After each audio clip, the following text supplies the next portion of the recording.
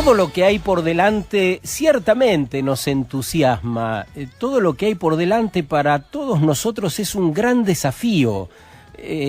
Cada cosa que sucede de modo cotidiano, este gran sacudón que dieron los científicos del panel intergubernamental de cambio climático, diciéndolo de un modo tan directo, hay que cambiarlo todo, hay que hacerlo diferente, nos embala para pensar en métodos disruptivos, en una posibilidad de un salto de conciencia. Miren, hasta en los lugares más impensados es necesario el abordaje de estas cuestiones que nos lleven a la transparencia, a otros modos de hacer en definitiva. Joan Melé, que es el impulsor de la banca ética, que propicia una banca que le pueda declarar a sus ahorristas dónde invierten su dinero, por ejemplo, donde no es lo más importante el dinero, sino la misión. Este Joan Melé, que ha venido reiteradamente a la Argentina, es español, estuvo en el coloquio de IDEA, ese encuentro top de los empresarios de la Argentina en Mar del Plata. Miren lo que les dijo en un pasaje a los jóvenes. Les digo, no os adaptéis a esta sociedad que está enferma. O sea, cambiarla. No, pero no va bien, pero educamos a los hijos para que sigan el modelo. ¿Verdad? Y parece que es un problema. ¿Cuál es el problema de Argentina? ¿Es la política? ¿No? Ya me decían, es que claro, ha habido una mala suerte porque ha subido el dólar y ahora, claro, un dólar vale el doble de cuando viniste en mayo, que valía 23, ahora vale 40. Pero te hablan de la economía como si fuera un fenómeno atmosférico. Ha venido un tornado, un huracán, que se ha llevado no sé qué, ha subido el dólar. No, el dólar lo hacen subir ustedes. Compran dólares y los llevan fuera. Entonces sube. Bueno, ustedes no, los que no vienen. Siempre lo que digo es de los que no han venido a la reunión, ¿eh? O sea, no, veo unas caras, no se me enfade. Y si no, ¿por qué no venían? Bueno, Joan Melé, que le habló a los jóvenes y les habló a los empresarios para que entiendan esta necesidad de cambiar, esta necesidad de revertir el modo de hacer las cosas. También pareciera que tiene que ver con acto-consecuencia, ¿no? Empezar a ser más conscientes del acto. Digo, yo lo estoy escuchando por primera vez a Joan y lo que me pasa es esto, como hay algo de que ahí está incitando a que seamos conscientes de las consecuencias que desencadenan nuestros actos. Creer que, por ejemplo, la suba del dólar, por el ejemplo que toma nomás, es consecuencia de un viento que lo trajo soplando desde el norte o desde donde sea, vamos mal. O sea, si no cambian, no hagan otro congreso el año que viene. No sé si están los presidentes de sus empresas aquí o los tíos, o luego cuando lleguen les preguntarán ¿qué se ha dicho? Si no están y les preguntan ¿qué se ha dicho? Digan, se ha dicho que ustedes tienen que cambiar. Claro, si no cambian, dejémonos de hablar al cohete sería, ¿no? Qué bueno lo que dijo Joan Melé, insisto, en ese auditorio.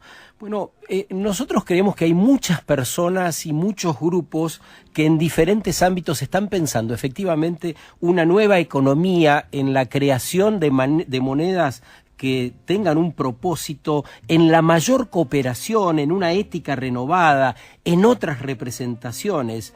Tienen proyectos para sanear aguas, para regenerar ecosistemas, para experimentar con nuevos materiales. Esas personas son las que están evolucionando.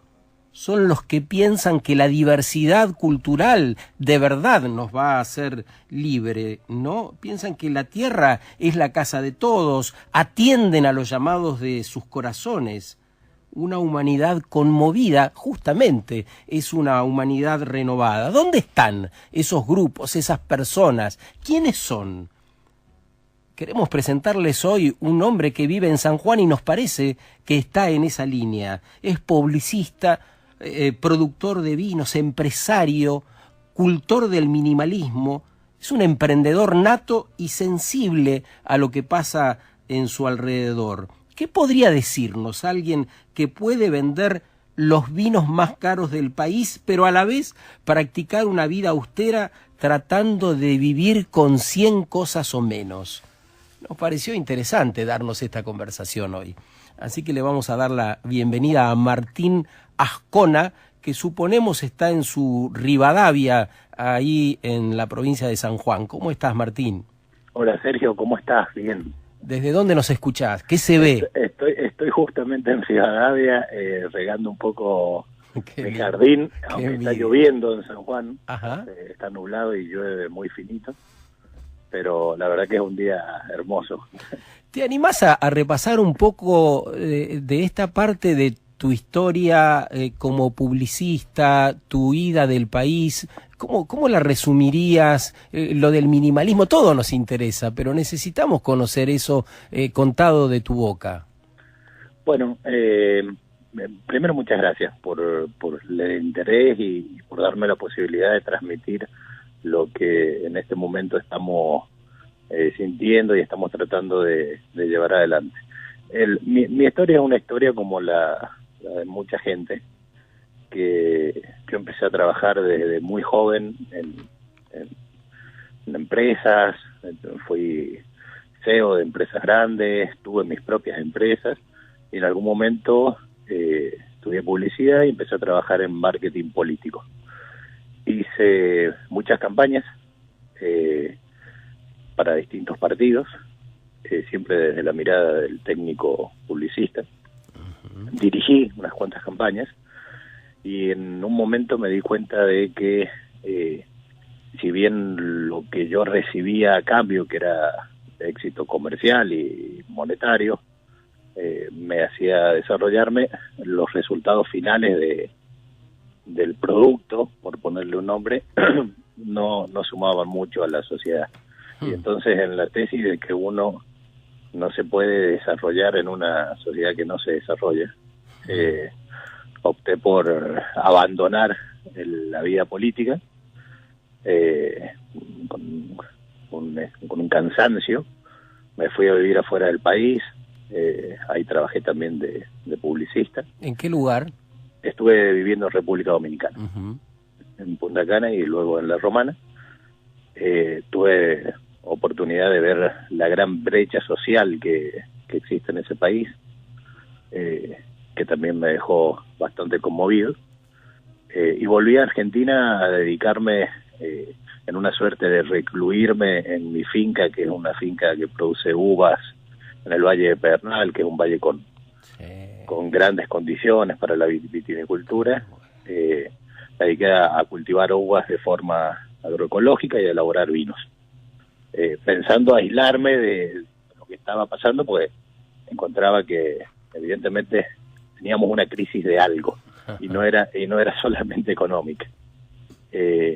Luego me pasó algo muy raro, porque en el momento que estaba decidiéndome a cambiar lo que yo venía haciendo o lo que no venía haciendo en realidad, que era participar, tuvimos la oportunidad de conocernos, así que ese fue como el último empujoncito que hacía falta, y ahí terminé de entender que tenemos una gran crisis de representación. Entonces no puede ser que, siendo la especie más racional del planeta, nos pase lo que nos pasa a todo nivel, a nivel político, a nivel económico, que nuestro planeta se siga recalentando como se está recalentando. Entonces yo empecé a pensar, a ver, no es que seamos tontos ni que seamos irracionales, es que posiblemente quienes nos están representando en realidad no nos representan. Y es por eso que empecé a trabajar en el cambio de un sistema de democracia representativa a participativa. Vos decís que un cambio de conciencia implicaría un cambio en el sistema democrático. Yo creo que de un lado y del otro. O sea, creo que si cambiamos el sistema democrático, generando más democracia, vamos a terminar generando un cambio de conciencia. Pero para producir ese primer cambio también necesitamos de un cambio de conciencia, aunque sea de unos pocos, pero es necesario. La democracia, cuando hablamos de democracia representativa, hablamos de esta posibilidad de elegir cada 4 años en el caso de la Argentina. Cuando hablamos de democracia participativa, ¿de qué hablamos? Bueno, en realidad la democracia representativa tiene previsto mecanismos para que el ciudadano pueda ampliar su participación. El tema es que son tan burocráticos y tan engorrosos que terminan desalentando a la gente que quiere participar. En el caso de la democracia participativa o en el caso de la democracia horizontal, lo que se busca es consultar constantemente. Entonces se decide todo entre todos, se controla todo entre todos. Ahora, ¿es posible, Martín? ¿Qué tal? Juan Ruax te saluda. ¿Cómo estás, Juan? Bien, ¿es posible aplicar la horizontalidad, horizontalidad, perdón? ¿Es aplicable en los liderazgos a gran escala? Sí, es aplicable en la medida que uno lo pueda ir escalando. Entonces... ¿qué quiere decir esto? El otro día me decían, pero eso es utópico. Y yo decía, bueno, pongámosles valores a las cosas.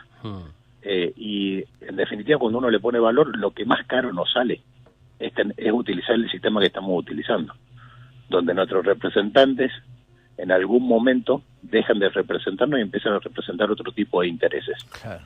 Eso realmente es caro y es costoso. Implementar un sistema de democracia horizontal o democracia participativa a nivel tecnológico hoy está solucionado en el mundo. Eso es clave. Esto, hablarlo 10 años atrás, era algo, bueno, que significaba algún grado de dificultad. Pero hoy está totalmente solucionado. Hoy con una aplicación los vecinos pueden bajarla y pueden acceder a todos los proyectos del municipio, a todas las decisiones que tiene que tomar el municipio y votarlas. Y ahí que puede quedar reflejado a través de mecanismos de blockchain o de contratos inteligentes, todas las obras como se hicieron, cuánto se gastó. Claro, la transparencia y la organización, además de la participación de los ciudadanos, me parece que la tecnología que has mencionado nos da elementos para relacionar la cantidad de información y datos que tenemos y no hemos podido procesar desde la razón humana, y necesitamos volcarnos a esas herramientas de un modo... Hay que tirarse a la pileta, Martín, ¿no? Yo creo que es parte de generar el cambio, pero un cambio real en el que todos... A ver, por ahí puede sonar inadecuado, pero la idea es no tener que confiar en nadie más, que no haga falta tener que confiar en alguien, en un proyecto, en un candidato, en un partido, que lo único que sea necesario es confiar en uno mismo y que estén todas las herramientas puestas ahí a la vista. Suena raro, ¿no? Entre nosotros hablar de que no podemos confiar en el otro. ¿Cómo suena eso? ¿Sabes en qué me hace pensar, Sergio, lo que dice Martín? En que parece como si tuviésemos que pulir o presionar a la tecnología. ¿Por qué?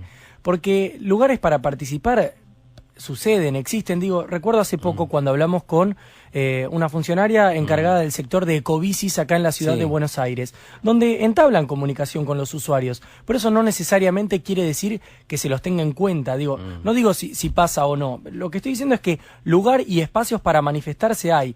Tal vez tenemos que empezar a aprovechar la tecnología de otra manera para que esa participación se convierta en activa. Sí, a mí me gustaría que termine de aclarar el tema de la confianza. Es decir, si vos, Martín, decís, no podemos tener confianza entre nosotros, esa confianza de algún modo podríamos encontrarla en estas herramientas de la tecnología. No, yo creo que el planteo es distinto. Lo que digo es que el sistema que tenemos hoy exige que tengamos confianza en una persona que es nuestro representante. Así es. ¿Sí? Con este otro sistema de democracia con más participación, donde todos estamos involucrados y donde todos estamos mirando, la confianza es innecesaria. No hace falta confiar en nadie porque estamos mirándonos todos. Vos sos protagonista a la vez. Y sos protagonista a la vez, entonces tenés que confiar en vos mismo, en la gana de participar que tengas. Entonces, por ahí no es solamente una cuestión tecnológica que está, entre comillas, resuelta. Tiene que ver con una idea de cómo hacemos las cosas.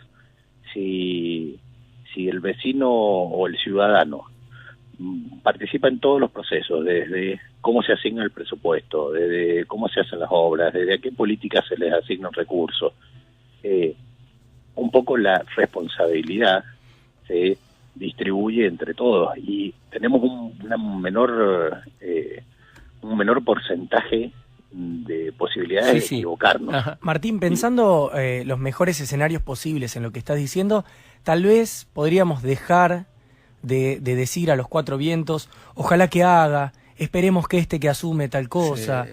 Digo, dejar de desear para empezar a ser sujetos activos.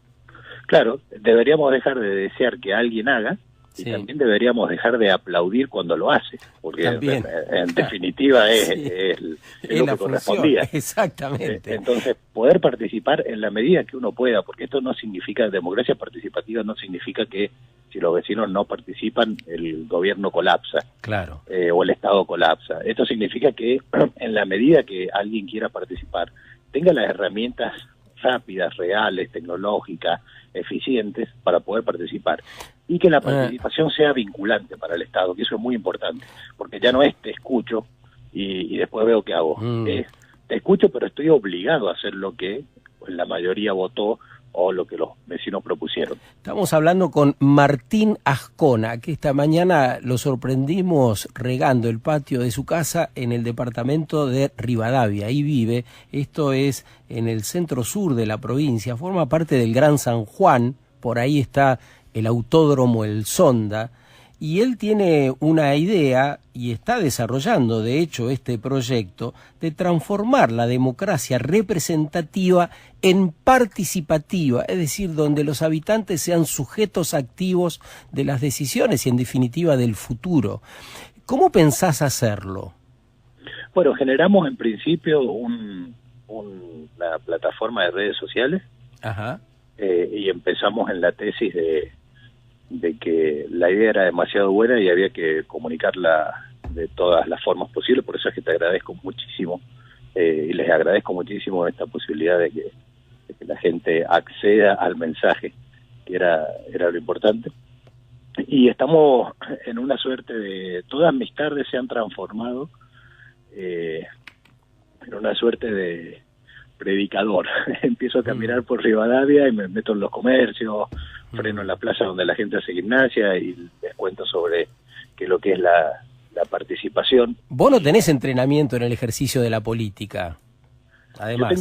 Yo tengo mucho entrenamiento en políticas, pero siempre trabajando sobre candidatos. Claro, sobre otros. Sobre otros. Pero bueno, me ha hecho muy bien porque me di cuenta que hay... Lo que no había que hacer. Lo que no había que hacer, y me di cuenta que hay mucha gente que quiere esto, sí. Realmente, y que entendía o que sabía que estábamos en una crisis de representación, pero no le encontrábamos el camino. Entonces, aunque ahora es incipiente, porque la verdad es que empezamos hace 2 meses con esta idea. Hemos sumado muchísima gente, se ha acercado un montón de... Pero ¿y cómo se lo explicás, Martín? Porque al ser tan disruptivo y diferente, concretamente decinos qué le decís a ese vecino que te cruzás. El otro día me preguntaban, pero con ejemplos. Ahí está. Con ejemplos como yo decía, bueno, con ejemplo o con paralelismo. Y les contaba, supónganse que vamos todos en un barco, sí, o vamos una gran cantidad de personas, o un grupo de personas en un barco, y naufragamos. Terminamos en una isla, sí, con la mala suerte que esa isla está cohabitada por caníbales. Ajá. Entonces, se nos ocurre la brillante idea de elegir entre nosotros un representante que vaya a negociar con los caníbales. Ajá, para que no nos coman. Elegimos, por ejemplo, a Juan, sí, que es con el que más afinidad tenemos, el más carismático. Y Juan... El más tierno. ¿Y si Juan no quiere? Tierno. Si Juan no quiere, elegimos a Pedro, que es el otro, que la otra lista que había, porque teníamos pocas opciones. Exacto. Claro, entonces pues teníamos pocas opciones, y aunque ninguno nos representaba totalmente, elegimos a uno de los dos. Y entonces Juan va a hablar con los caníbales, nosotros nos dedicamos a hacer lo que realmente queremos hacer, que ver cómo construimos una casa, cómo pescamos, o las cosas de la vida diaria de cada uno, y en el tiempo vuelve Juan, ya sin la remera que traía puesta, sino con un collar lleno de dientes y un par de plumas, y nos dice: muchachos, negocié lo mejor que pude, vos se tienen que ir con los señores. Y nosotros decimos: ¿para qué pasó?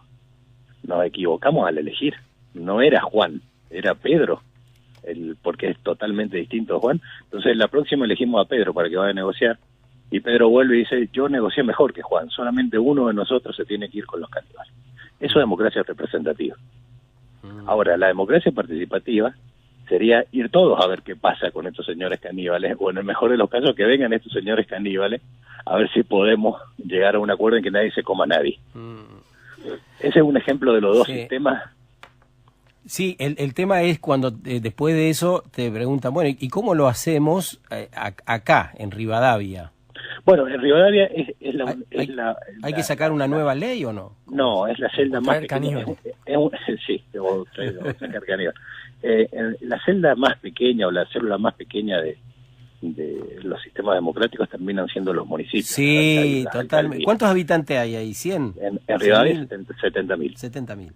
Sí, entonces, y aparte los municipios tienen la particularidad de que el 90% de la carga está en administración. Sí. Un municipio se tiene que dedicar básicamente a administrar bien. Después la generación de políticas de un municipio están un poco atadas a las políticas provinciales y a las políticas nacionales, entonces ahí no hay mucha generación de políticas. Por lo tanto, lo que se puede votar cuando uno abre todo el sistema es cómo se redistribuye el presupuesto, cómo se hacen las obras, básicamente.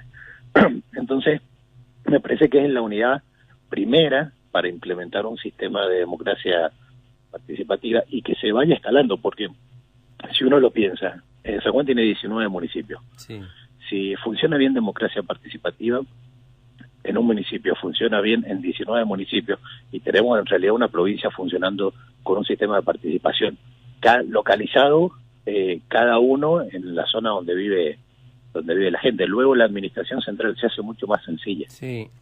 ¿Y esto es el fin de los partidos políticos tal cual los conocemos? No creo, creo que el sistema excede a los partidos políticos, pero no los destruye, al contrario, esto es bueno para cualquier partido político. Pero tienen que reinventarse. Tendrían que dar más participación, pero justamente los partidos políticos tienen que ver con la participación. Lo que hay que cambiar es el esquema en el cual nuestros representantes hoy forman de alguna forma tácita en nuestro imaginario una clase superior. Cuando uno ve, al presidente, parece el rey, o llega el gobernador. Se ve mucho en las provincias eso. Sí, llega el gobernador y se abre un abanico ahí para dejarlo pasar con la comitiva. Y en realidad es uno más de nosotros, y nosotros tenemos suerte, claro, que el gobernador tiene algún grado de humildad importante. Y hace sentir a la gente bien. Martín, esto que hoy están discutiendo en Rivadavia, esto es interesante, lo que nos cuenta Martín Ascona, se está discutiendo, es algo que bulle en el partido de Rivadavia y en el Gran San Juan. Es la Argentina, están discutiendo un modo de representación diferente. Esto que discuten hoy en Rivadavia, ¿tiene algún antecedente? ¿En qué otro lugar del mundo hay algo parecido? Se hace, paradójicamente se hace en muchísimos lugares del mundo, pero en muchísimos. Hay más de 90 alcaldías o municipios en el mundo donde esto se aplica. Suiza trabaja con un sistema muy parecido. Bolivia, aunque no tiene que ver con lo tecnológico, pero sí consulta a través de plebiscitos constantes a su población. Entonces, más allá del sistema tecnológico que se utilice para poder facilitar la participación, la clave es la idea de que todos tenemos que participar y todos tenemos que administrar. Martín, con esta idea de participación y administración, hablamos que podría ser, por ejemplo, un recurso o una forma a través de la tecnología. Sí. ¿Podemos buscar algún ejemplo bien preciso? Porque sigo pensando en casos de participación y los encuentro en un montón de foros, en un montón de páginas, de fanpage, de redes sociales, de distintas instituciones públicas, donde hay un intercambio con todos los ciudadanos. Pero eso no necesariamente logra una participación activa o de cambio o de transformación donde de verdad se lo tenga en cuenta. Discursivamente nos lo dicen constantemente, pero pues pareciera que no. Bueno, es que falta el último empujón. ¿El último empujón dónde está? El otro día me preguntaban, bueno, pero ¿qué grado de apertura tiene que tener un sistema de democracia participativa? O sea, ¿se puede solamente abrir la parte del control de los presupuestos? ¿Se puede solamente abrir? Yo le decía, bueno, es como estar embarazado. O sea, uno está embarazado o no está embarazado. Sí. Entonces, ser transparente es lo mismo. Para ser transparente tiene que ser totalmente transparente. Sí. Y la forma de ser totalmente transparente es abrir todo el sistema y que las decisiones sean vinculantes realmente. Y eso sí es lo que hay que terminar de concretar, porque abrir el sistema solamente para escuchar y para satisfacer la necesidad de todos los ciudadanos de ser escuchados, es mejor que no escuchar, pero no termina con todo. Entonces lo que está faltando, y es la propuesta que yo estoy tratando de realizar, es abramos todos, pero que sea vinculante. La decisión de todos que sea vinculante. Qué bueno es eso, qué bueno es eso. Martín Azcona, que nos ha dicho, todos participamos en un nuevo sistema posible y todos administramos. Abrir el sistema es mucho más que escuchar. El registro cotidiano que tenemos en las ciudades donde vivimos es este. Yo, autoridad constituida, escucho, después veo lo que hago.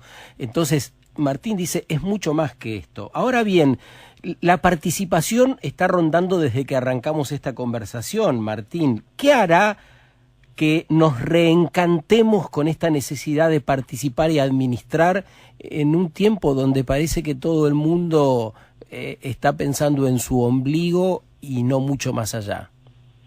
Bueno, inclusive para un pensamiento focalizado en el ombligo de cada uno, sí. Esto termina siendo mejor, porque en un marco de participación transparente queda totalmente eliminado y excluido dos cosas que nos corrompen como sociedad, que es la corrupción, sí, y la burocracia.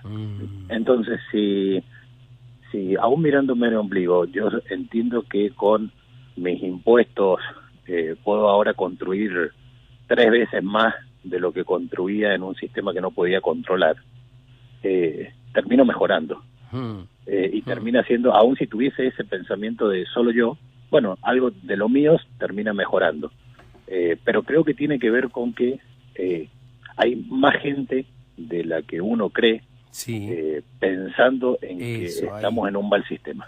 Así es. Que no tiene posibilidad. Que nada podría ser peor. Digamos, pongamos en palabras y vayamos al hueso. Nada podría ser peor que los sistemas establecidos. No estamos hablando exclusivamente de Argentina. Hablamos de Brasil, acá a la vuelta. Hablamos de los Estados Unidos, de buena parte del planeta. Por eso estamos donde estamos. Cuando presentamos a Martín esta mañana, temprano, Martín Azcona, el sanjuanino, dijimos que además era un cultor del minimalismo, es decir, vivir con 100 cosas o poco menos. ¿El minimalismo tiene que ver con este modo diferente de participar en la política, con este impulso que estás tratando de dar a la comunidad donde vivís? ¿Cómo lo relacionamos? En lo personal, para mí tiene mucho que ver porque fue el proceso previo donde uno se empieza a desprender de lo que durante muchos años nos hacen creer que es lo valioso. Entonces uno piensa que las cosas son lo valioso y en realidad es lo que menos valor tiene. Entonces el desprenderse y el vivir de una forma sencilla genera cambios internos que en una persona que bueno, están fuera de toda escala. Entonces te dejan pensar un poco más en lo que vos estás dando, o lo que vos estás sumando a la sociedad, que en lo que la sociedad te está sumando a vos. Claro. Un poco cambia la dirección. Entonces cuando uno logra despojarse de los intereses, no sé si el sistema capitalista, porque todos estamos envueltos en ese sistema, lo necesitamos básicamente para vivir. Así es. Pero sí en un impulso descontrolado de consumo. Cuando uno logra salir del impulso descontrolado de consumo, se da cuenta que puede vivir con poco. Y se vive muy bien. No es que uno esté viviendo mal, ni nada por el estilo. O sea, se vive muy bien, pero con poco. ¿Qué cosas te sobraban? 1 millón. La verdad que en el primer ejercicio de llegar a las 100 cosas para vivir, yo decía, bueno, son un montón. Y me di cuenta que no, eran muy poquitas 100 cosas y que en realidad estaba sobrando de todo. Pero hay que hacerlo el ejercicio. Ese es el 100 cosas es un número ideal al que uno tiene que llegar.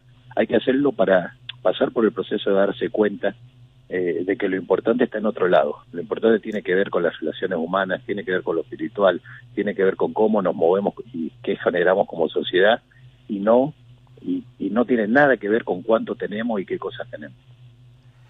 Bueno, Martín, agradecerte por este rato en la radio. Se nos fueron casi más de media hora. Un proyecto interesantísimo, una historia interesantísimo que nosotros necesitamos replicar, porque estas son las historias que nos animan, nos ponen a las puertas de un salto de conciencia diferenciador de otros paradigmas. No sé si querés decir algo de final. Nada, acá tenemos 2 minutos más para el cierre. Bueno, contarte que a partir de que empezamos a difundir democracia participativa, ya en otros municipios de San Juan, que ya tienen sus gobiernos, empiezan a hablar de democracia participativa, que no hace falta un destruir lo que está para cambiar, que se puede aplicar perfectamente sobre un gobierno actual. O sea, no hay que cambiar, no hay que romper todo. Y la musiquita que habíamos preparado. Sí. Sí, te escucho. Y agradecerte muchísimo, de verdad, porque creo que es la sumatoria de muchas cosas pequeñas lo que genera que todo cambie. Entonces, esto es una partecita más y hay que tener el sentimiento de ser uno más, no de ser alguien especial, ni de ser el líder, ni el iluminado. Acá me parece que el cambio tiene que ver con muchas personas, todas al mismo nivel. Somos todos iguales y diversos, pero somos todos los que tenemos que generar un cambio. Qué bueno, no sabés cómo nos animás desde tu patio ahí en Rivadavia esta mañana, Martín. Nos animás a pensar básicamente en salir de un estado de cosas que no nos hace bien, que no nos conviene. Hay que salir a buscar estos modos diferentes. Y bueno, entre nosotros está cerca. Esto ocurre ahora en San Juan, en Rivadavia. Si alguien que está escuchando dice, yo quiero saber un poco más, ¿dónde busca? Nos busca en redes sociales, el proyecto se llama Por un Rivadavia Excelente. Hay páginas personales de Martín Ascona, todas mis redes sociales hoy están vinculadas, he delegado todas mis funciones en la bodega y me he dedicado a hacer germinar esta semilla, así que Martín Ascona en Instagram, en Facebook, en Twitter, en todas las redes sociales, estoy hablando de esto todo el día. Bueno. Martín, te quiero invitar ahora, antes de despedirte, a que pienses en otro representante para ir a hablar con los caníbales. No, me parece que no quiero ser yo. Ok, Juan. Abrazo. Abrazo a vos. Un gran abrazo, Martín, que tengas un buen día. Otro para vos, Sergio, muchas gracias, de verdad. Esta mañana, desde San Juan, Martín Ascona mostrándonos un lugar diferente, una visión diferente, desde otro espacio, desde ahí, desde Cuyo, para todos nosotros. Creo que nos sirve pensar desde ese lugar, nos inspira esta mañana. Qué bueno, Martín.